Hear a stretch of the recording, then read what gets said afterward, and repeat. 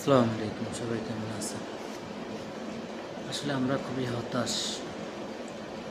আমরা যারা বাংলাদেশ টিমটারে সাপোর্ট করি, আমরা খুবই হতাশ, খুবই হতাশ। আমাদের টিম ম্যানেজার যারা আছে, টিমের বড় হেড কোচ ধরে যারা আছে, তাদের মাথার মধ্যে মনে হয় না কোনো কিছু আছে। তাদেরকে আরও শেখা উচিত, ভারত থেকে শেখা উচিত, আপনার শ্রীলঙ্কা থেকে শেখা উচিত, আফগানিস্তান থেকে শেখা উচিত তাদেরকে আরও বেশি করে। বুঝছেন, আমরা খুবই হতাশ।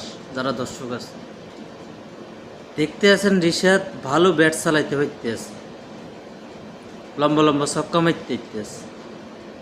আপনারা তারা না নামাইছেন কারে?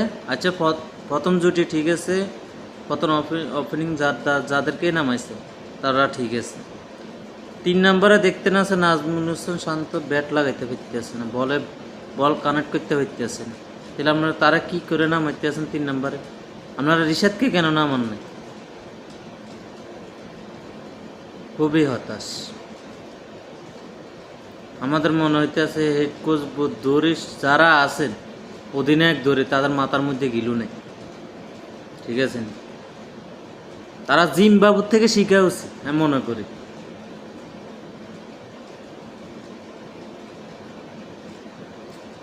খুবই হতাশ আমরা।